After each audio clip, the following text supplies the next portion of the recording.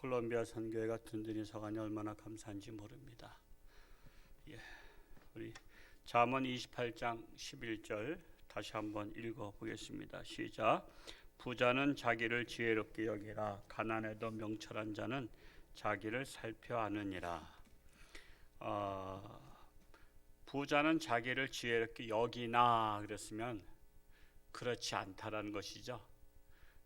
여기나 그러나 어리석은 부자가 많다라는 것입니다. 부자와 나사로 사건도 그렇죠. 부자는 이 세상에서 떵떵거리고 잘 먹고 잘 살았는데 나사로는 지질이 가난하게 살았잖아요.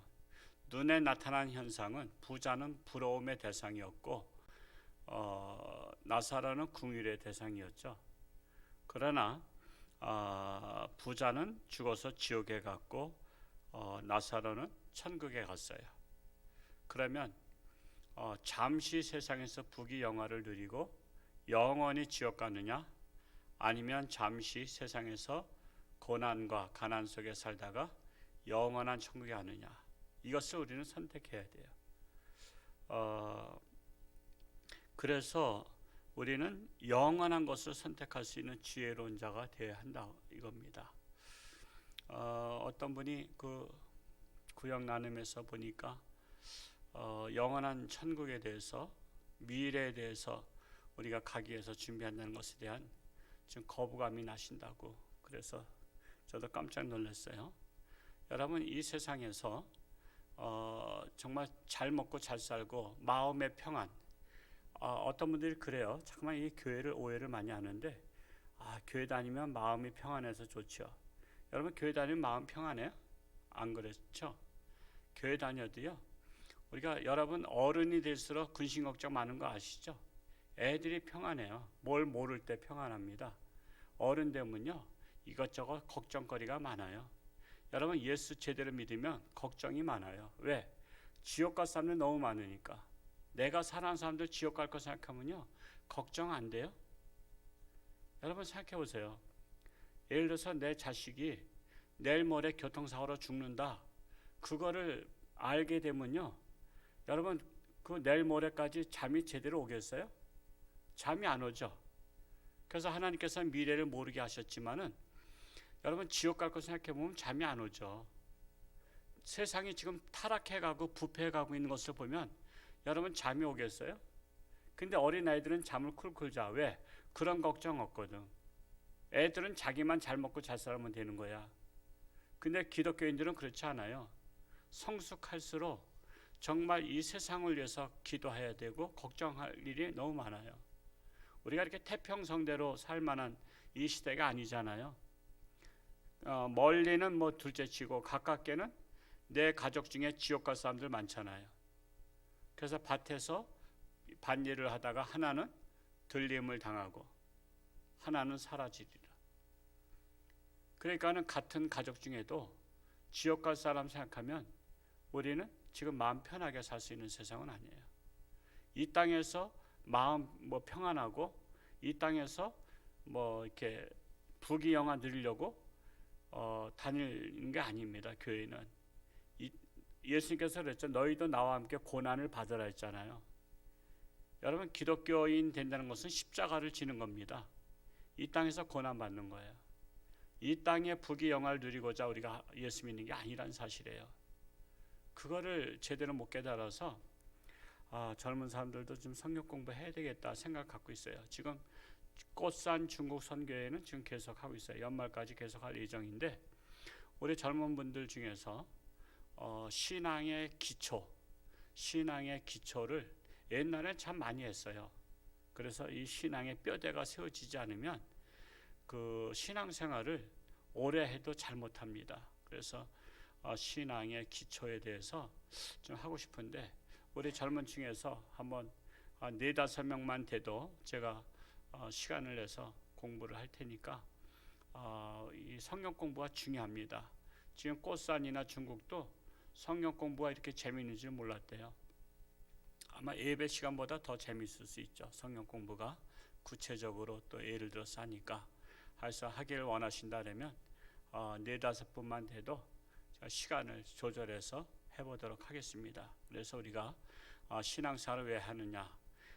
신앙생활은 현재의 고난을 받을지라도 장차 받을 영광을 우리가 이해해서 지금 현재의 고난을 선택하는 겁니다. 그래서 먼 미래 천국 가는 것, 지옥 가는 것에 대해서 얘기하니까 좀 거부감이 나신다고 하는데, 뭐 솔직한 고백이긴 하겠지만, 그러니까 이게 올바른 신앙관이 아직 바로 서지 못하면 그럴 수밖에 없다라는 것을 보여주고 있는 것입니다. 이 부자와 나사로 사건을 통해서 우리가 이 땅에서 잠시 부귀영화 누리다가 영원히 지옥 갈 것이냐, 아니면 이 땅에서는 고난 받지만 천국 갈 것이냐, 이것을 우리한테 보여주고 있는 것입니다. 그리고 한 부자 청년이 예수님 찾아와서 제자가 되고 싶다 그랬죠. 제자가 되고 싶다 했을 때 제가 다른 착한 일 많이 했습니다. 근데 다른 거 많이 했어요. 사람 괜찮은 사람이에요. 그런데 네가 한 가지 부족한 것이 있도다. 네 재물을 팔아 가난한 자들한테 나눠주고 너는 나를 따르라. 여러분, 이 말씀은요, 우리한테 하신 말씀이에요. 엄청 도전이 되죠. 여러분, 너 재산 팔아서 가난한 자한테 나눠주고 날 따르라면 따를 사람이 있을까요? 우리 홍천주 함께 있을까요? 여러분, 어림도 없어요. 어림도 없어요. 우리는 11조도 벌벌 떨잖아요. 그것도 아직 신앙생활 제대로 못하고 그것도 깎아서 하는 분들이 참 많아요. 여러분 아시잖아요. 11조 온전히 못해요. 온전한 11조 드리라고 말라기서도 했지만 그것도 아까워서 벌벌 떠는데, 여러분 예수님의 제자가 된다? 예수님의 마음에 합당한 자가 된다? 이것은 결코 쉬운 일이 아닙니다. 그래서 부자 청년이 어떻게 했죠? 재물이 많은 거로 근심하며 가니라, 떠나니라. 그러자 예수님께서 뭐라고 말씀하셨어요? 부자가 천국 떠난 것보다 차라리 낙타가 바늘구멍 들어가는 것이 쉬우리라. 여러분, 낙타가 황소만 하잖아요. 황소만한 낙타가 바늘구멍 들어가기가 부자가 천국 가는 것보다 더 쉽다라고 말씀을 했습니다. 참으로 우리한테 굉장히 도전 주는 말씀이죠. 그래서 이 재물이 인생의 걸림돌이 될 경우가 많아요. 인생의 걸림돌. 또한 부자는 곡식을 쌓아두고 이제 내가 편안히 살리라. 내가 은퇴할 때까지 열심히 벌고 은퇴하고 나서는 내가 세상 구경하며 또한 먹으러 다니며 놀러 다니며 살리라 했더니, 오늘 밤에 내 영혼을 내가 취하면 영혼 불러들여, 그러면 이제 영원히 가는 거거든요. 우리 육신과 정신은 이 땅에 남는 것이고 영혼만 생명이에요. 그 생명이 천국으로 가는데 너 영혼 불러들여. 자, 일단은 다 천국에 가요. 천국에 가서 다 하나님의 나라가 다 천국입니다. 하나님의 나라가. 지옥도 천국이에요. 하나님의 권한 속에 있는 지옥도 천국입니다. 여러분, 감옥이 우리나라 안에 있으면 우리나라 감옥이죠? 그 원리예요. 우리나라 안에 감옥도 있다고. 근데 이 감옥은 가서는 안 될 곳이잖아요. 자, 천국 안에 하나님의 나라가 천국인데 천국 안에 이 지옥도 있어요. 그 지옥의 주관자도 하나님이셔요. 그러니까는 천국에 불러들여서 거기서 재판을 받잖아요. 그래서 믿음이 없는 자는 지옥으로, 믿음이 있는 자는 천국으로. 그래서 심판을 받는데, 이 정말 오늘 밤에 네 영혼을 도로 취하면 네 것이 되겠느냐, 너의 것이 누구 것이 되겠느냐. 여러분, 사람 죽고 나면요 아무 소용없어요. 아무 소용없습니다. 제가 누차 얘기해서 죄송한데, 옛날에 우리 교회 다니시던 분, 그분 돌아가시고 나니까 그 남편이 그 분의 옷을 다 교회에다 희사하고 싶대요. 그때 교육 예배당 언덕에 있을 때 미래관이라고 23평짜리 진 게 있어요. 지붕도 희한하게 만든. 거기에다가 갖다 놓으면 하나 가득 되겠더라고. 근데 제가 거절했어요. 여러분, 우리 한국 사람들의 희한한 생각은 죽은 사람의 옷은 안 입는 거 아시죠? 자기 부모님 거는 입는데 남의 죽은 사람의 옷은 안 입어. 또 뒤에 TV에 전설 따라 삼천리에 보니까 어떤 사람이 그 죽은 사람의 옷을 갖다 입었더니 꿈마다 나타나서 내 옷 내놔라, 내 옷 내놔라 하면서 막 쫓아다닌대. 그런 또 연속극이 아니라 드라마를 만들어 가지고 이렇게 하고 그러니까 남의 옷에 대한 거부감이 있어요.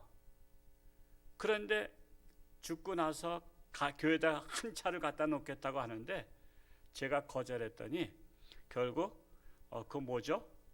무게 팔아서 무게로 다 달아서 파는 데 있잖아요. 거기에다가 다 갖다 줬대. 차라리 살아생전에 옷들 보니까 신방 가서 보니까 옷을 딱 자랑하는데 옷이 그냥 까덕해.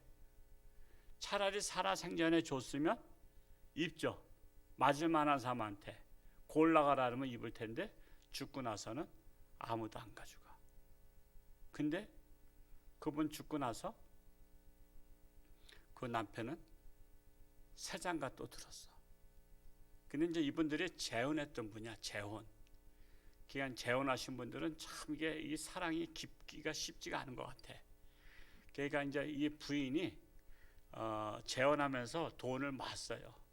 돈을 모으고 꼭꼭 움켜쥐고 있었는데, 그러니까 이거는 이제 재혼하신 분들 중에는 다는 안 그렇지만 또 헤어질 수 있다는 생각이 있는 것 같아요.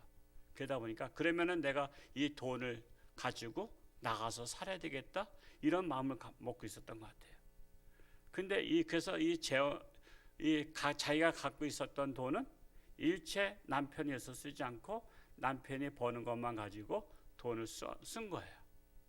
근데 이제 딱 돌아가시고 나니까 그 돈이 어떻게 누구 거 되죠? 남편 거 되잖아요. 그래서 그 남편이 부인이 모아둔 돈 가지고 새 장가 들었어. 그렇게 하시는 하나님이셔요. 그렇게 하시는 하나님. 여러분, 남편 돌아가시면 또 새 시집 갈 수 있도록, 또 부인 돌아가시면 새 장가 들 수 있도록 부인한테 많이 마누라 그러고 마더라 그러고 남편한테 많이 마더라 그래요. 당신 죽으면 그 돈 가지고 내가 시집 가야 되니까 많이 마더라 그래요. 저도 수술하다가 잘못되면 갈 수도 있다고 각서 쓰라 그래서 각서 쓰고, 그래서 와이프한테 그랬어요. 여보, 내가 죽으면 당신 좀 더 좋은 사람한테 시집 가라고. 그랬더니 아유, 이 늙은 이를 누가 데려가냐고. 그래서 뭐 그 말도 있는 것 같지만 정말 내가 우리 교회 성도님 중에 그런 분이 계신데, 여러분, 죽고 나서는 아무것도 아니다. 죽고 나서는 아무것도 아니다. 내가 벌은 것 가지고 남편이 새 장가 둘 수 있다. 남편이 새 장가 둘 수 있다.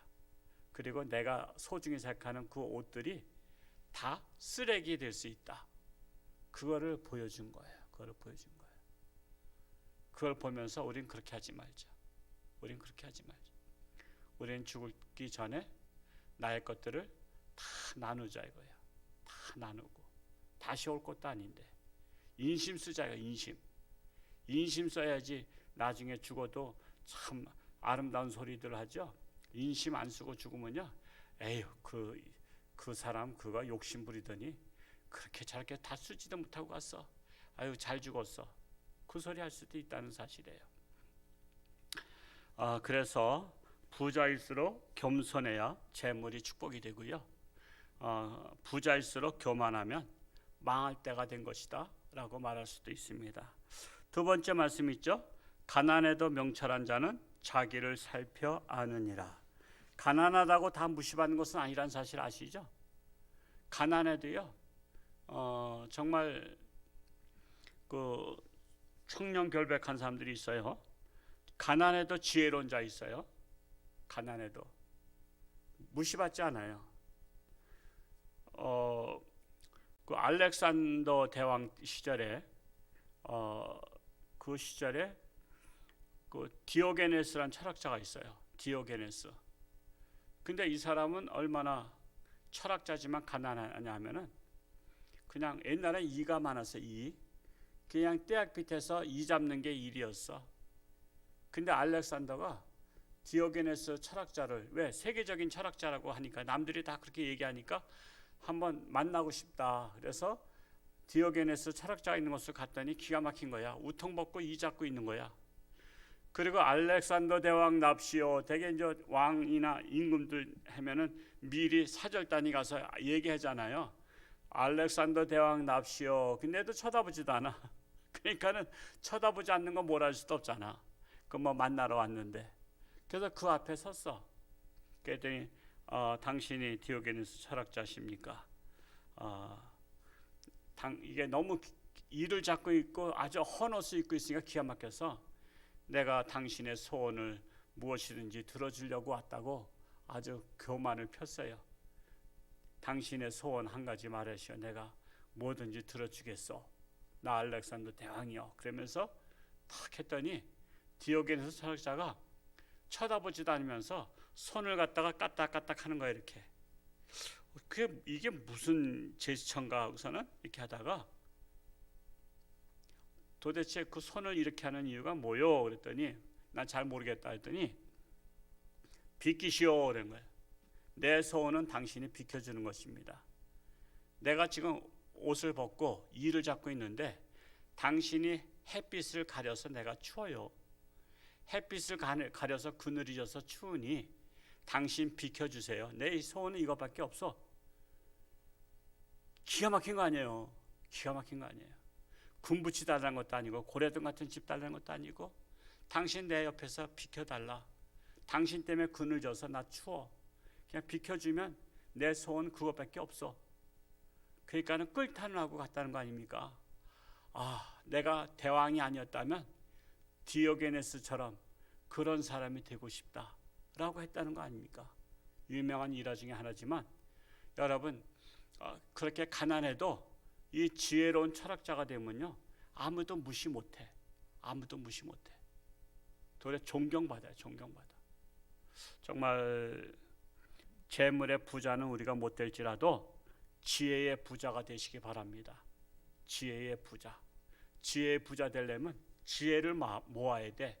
우리가 재물의 부자 되려면 재물을 모아야 되잖아요. 100만 원을 모으고 200만 원 모으고 300만 원 모으고 1000만 원 2천만 원 3천만 원 모으듯이 지혜를 모으는 거야. 내 마음에다 지혜를 모으는 거야. 근데 지혜를 모을 수 있는 가장 쉬운 방법 제가 제시했죠. 잠언을 내 마음속에 차곡차곡 채워라. 잠언이 지혜서거든요. 그러니까 벌써 올해 백독 하신 분도 계시잖아요. 그냥 불가능을 제가 여러분한테 요구한 거 아니에요. 벌써 이미 올해 백독 하신 분 계시고 먼저 백독 하시고 또 요번에 백독에 또 도전해서 200독에 가까워지신 분도 계셔. 그런 분들 보면요 되게 처신을 잘 하시더라고. 처신을 사람들 앞에서 욕먹지 아니하고 지혜롭게 대답할 줄 알고 지혜롭게 처신할 줄 알아.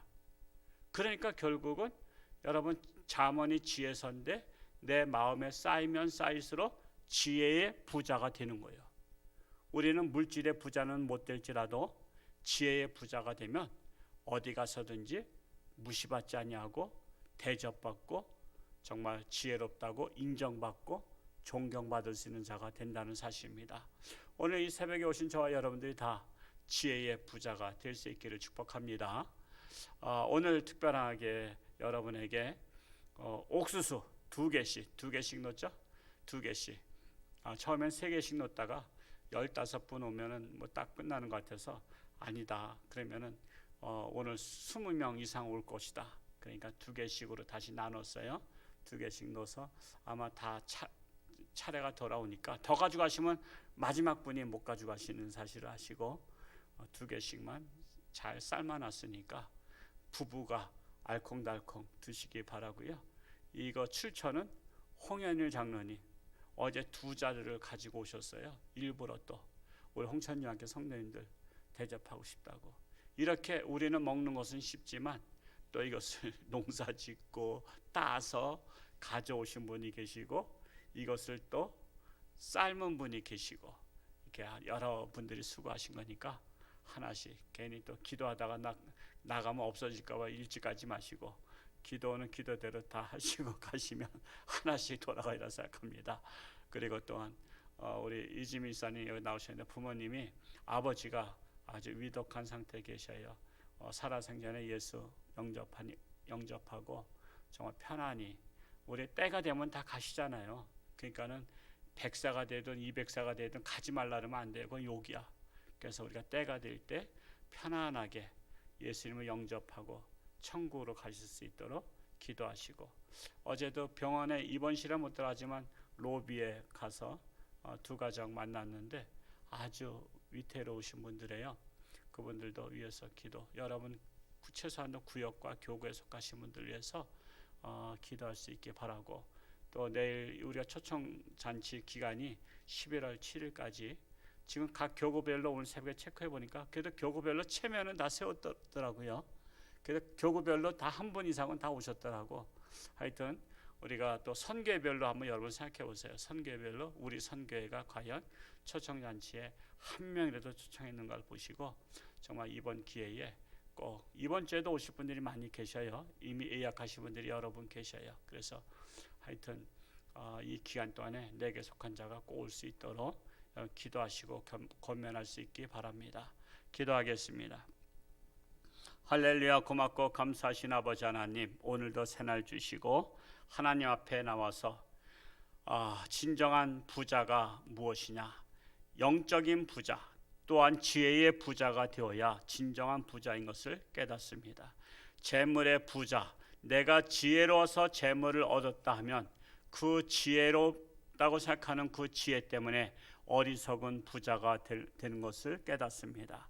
우리 홍천중앙교회는 모두가 지혜로운 부자가 되어서 이 세상에서 인정받으며 사랑받으며 존경받는 자로 살아가기를 원합니다. 내일은 거룩한 주일, 우리가 초청잔치 기간이 오니 예정된 자들이 하나님 앞에 나와서 주님을 영접하는 놀라운 축복의 시간이 되게 하여 주옵소서. 육신의 질병으로 사경을 헤매는 많은 부모, 형제, 자매 또한 자녀들 있습니다. 저들의 간절한 기도, 우리 홍천중앙교회 간절한 기도가 저들을 구원시키며 저들이 회복되며 놀라운 하나님의 역사가 일어나게 하여 주옵소서.